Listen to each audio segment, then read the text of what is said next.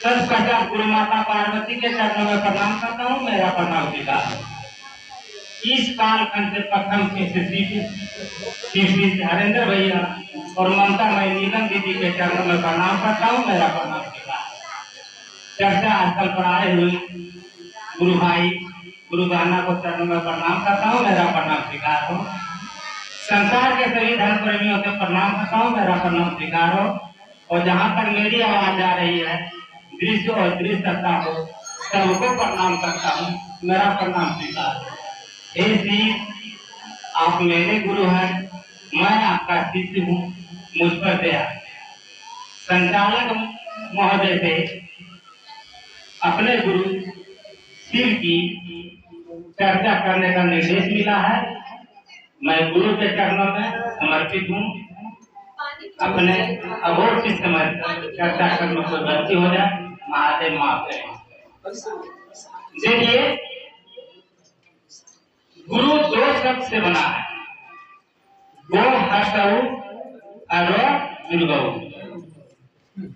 देखिए, गुरु अंधियारी जानिए, रूप का ये प्रकाश मिटे और ज्ञान ज्ञान दे, गुरु नाम रहता है।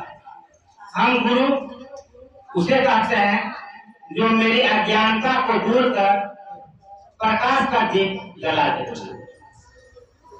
तो महादेव हमें ज्ञान का दीप हमें जलाएंगे। हम इसी आशा विश्वास के साथ महादेव के चरणों में लगे रहते हैं, उनकी गुणगान करते हैं, उनका भजन करते हैं, उनका नमन करते हैं, उनसे दया मांगते हैं। देखिए, दया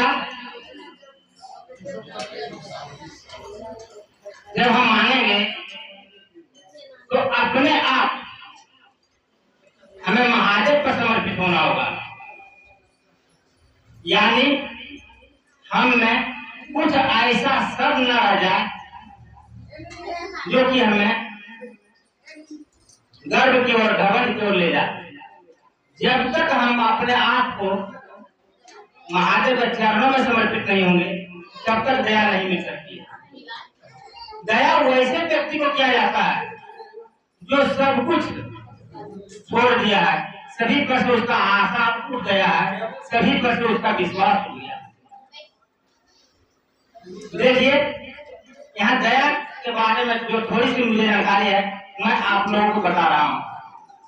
जब किसी व्यक्ति को सुप्रीम कोर्ट में भी उसको सजा सुना दी जाती है, तो वह अंतिम में राष्ट्रपति के पास अपना अनुरोध करता है और राष्ट्रपति की इच्छा पर निर्भर करता है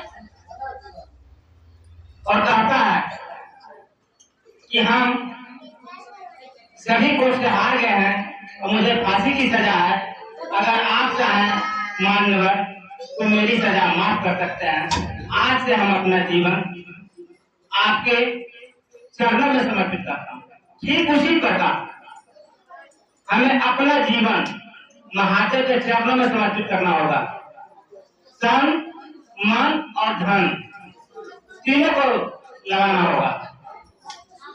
तन से हम चर्चा में जाएंगे तन के द्वारा, और मन जब महादेव में लगाएंगे तो महादेव की दया मिलेगी। लेकिन इससे थोड़ा हम कुछ लौकिक काम को कम करके महादेव के भी चरणों में जा सकते हैं। अगर हम सोचें कि हम लौकिक काम करेंगे और महादेव के चरणों में जाएंगे, वो बहुत मुश्किल है। क्योंकि लौकिक काम हम जब करेंगे तो मेरे पास समय नहीं मिलेगा, और जब समय नहीं मिलेगा तो हम कैसे चर्चा में जाएंगे। इसलिए लौकिक काम को भी थोड़ा न्यून करना होगा, थोड़ा छोटा बनाना होगा और अपने मन को महादेव में लगाना होगा। देखिए, मन बहुत चंचल है।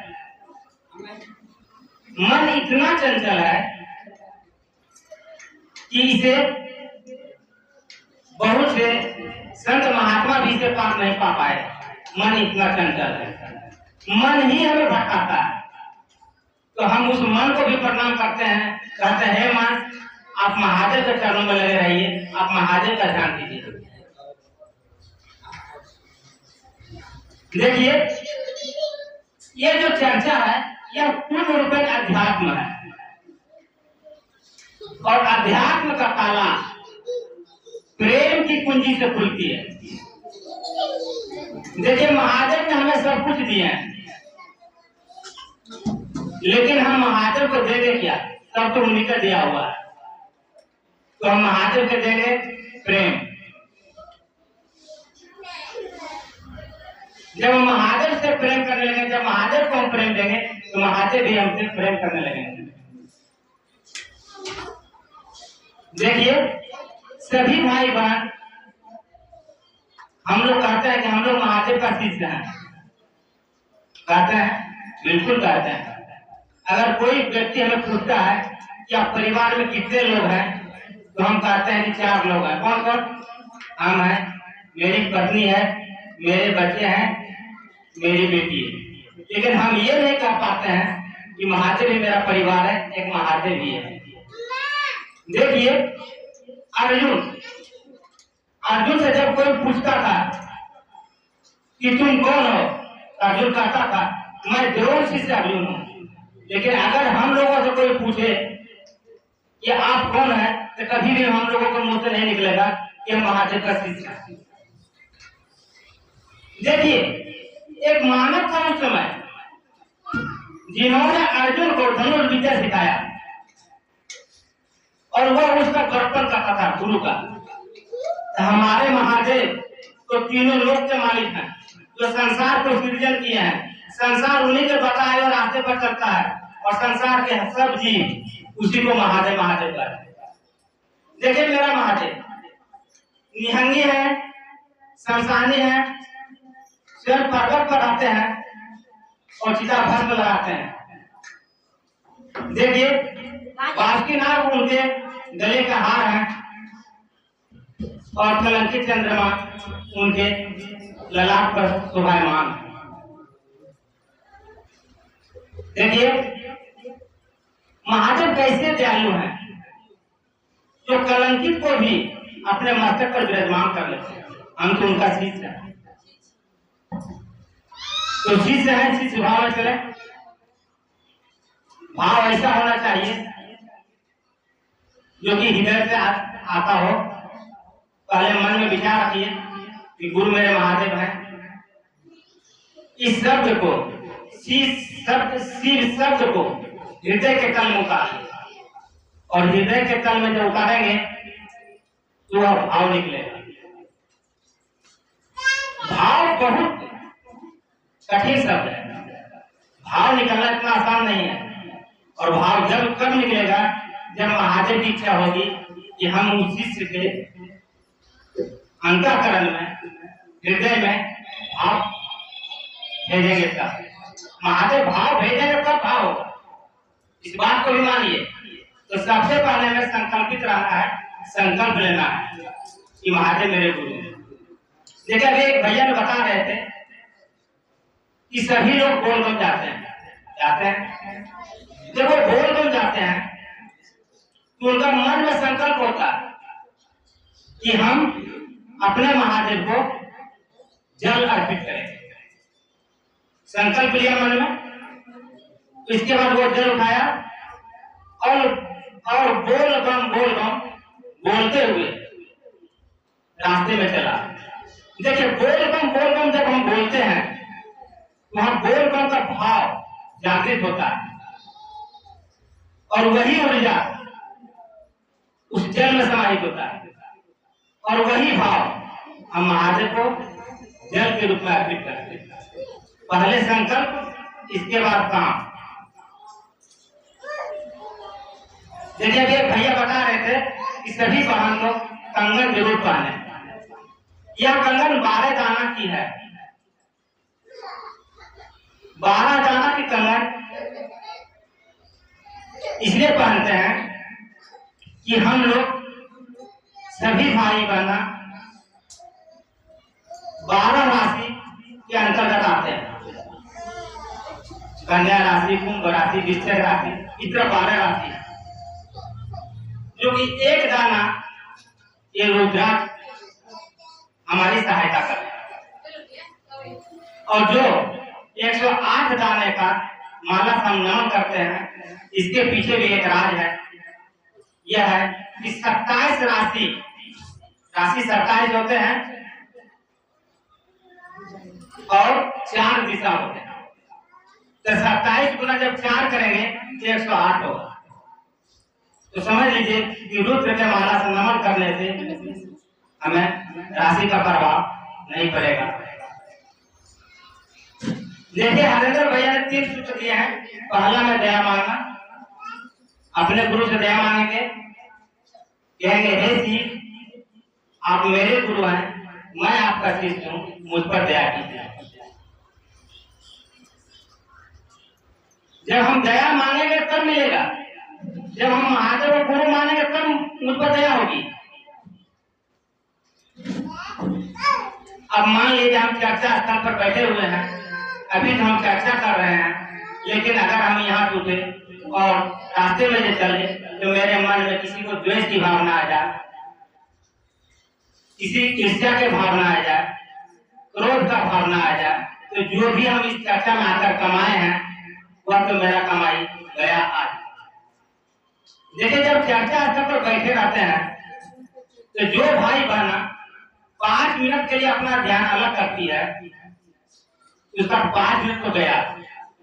अगर आज 5 मिनट दिया, इस तरह अगर 5 मिनट हम प्रत्येक चर्चा में करेंगे तो महीना में 30 चर्चा जब होगा तो 30 पर से 150, यानी 2.5 घंटा का समय मेरा बर्बाद हो गया। इसीलिए बहना भाई समय बहुत कम है, क्योंकि हम लोग की आयु भी कम है, उम्र भी हो चला है। महादेव महादेव कर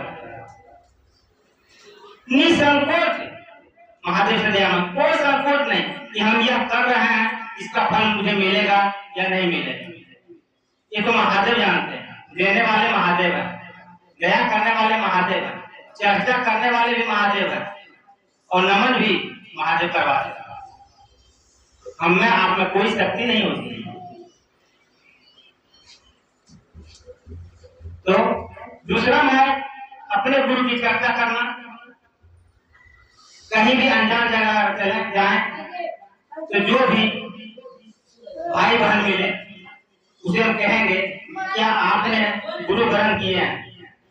अगर वो कहते हैं कि ना हमने गुरु ग्रहण नहीं किए हैं, तो आप कहिए कि हमने महादेव को गुरु बनाया है, जो त्रिलोकीनाथ है, तीनों लोक के मालिक हैं, आप भी उनको गुरु बना लीजिए। मेरा कल्याण हो रहा है, मेरा समय अच्छा जा रहा है, महादेव हम पर दया कर रहे हैं तो आप पर भी दया करेंगे, आपका भी समय अच्छा जाएगा। अगर हम ऐसा कहेंगे और महादेव से दया मांग कर कहेंगे हे महादेव मेरे जरिए एक गुरु भाई गुरु बहन बना दीजिए, वो हम बन जाए। और तीसरा मैं अपने गुरु को नमः शिवाय शब्द से प्रणाम करना। सबसे अच्छा होगा सासों की माला पर नमन करना। सासों की माला पर जब हम नमन करेंगे यह 108 बार नहीं हो पाएगा, क्योंकि अभी हम लोग सीख रहे हैं नमन करना, और जब महादेव की दया होगी तभी वहां तक पहुंच पाएंगे। लेकिन हम इसे तोड़ कर कर्म मत करेंगे। अगर मैंने नमः शिवाय बोले और महादेव पर ध्यान रहे, महादेव के चरणों पर ध्यान रखे, तो 2 बार 4 बार 5 बार 6 बार 11 बार तक हो सकता है। इसके बाद मेरा मन विचलित हो जाएगा, मन हमें भटका देगा। जब मन भटकाएगा फिर हम कुछ पल के लिए कुछ देर के लिए छोड़ देंगे, फिर हम नमन करेंगे। इस तरह कभी भी कहीं भी कर सकते हैं। देखिए ये हाईटेक जमाना है। हाईटेक जमाना का अर्थ होता है चलते बुलते हर काम कर लेना। बताइए जब हम दया मांगेंगे, कहीं भी जा रहे हैं, कोई भी काम कर रहे हैं, हल जोत रहे हैं या दुकान चला रहे हैं, उसमें भी हम दया मांग सकते हैं। दया मांगने में कोई परेशानी नहीं होगा। काम करेगा मेरा हाथ, आंख मेरा देखेगा, लेकिन मन तो महादेव महादेव करेगा। रहा नमन, नमन भी अगर हम हल जोत रहे हैं उस समय मेरा पैर काम करेगा, मेरा हाथ काम करेगा, मेरा आंख काम करेगा, लेकिन मेरा मन वहां नहीं काम करेगा। मन तो महादेव महादेव करेगा, उस नमन मांग लेगा। चलिए इसी चंद्रवाणी के साथ अपने गुरु भाई गुरु गहना को चरणों में प्रणाम करता हूँ। मेरा प्रणाम स्वीकार हो और अपनी वाणी को विराम देता हूँ।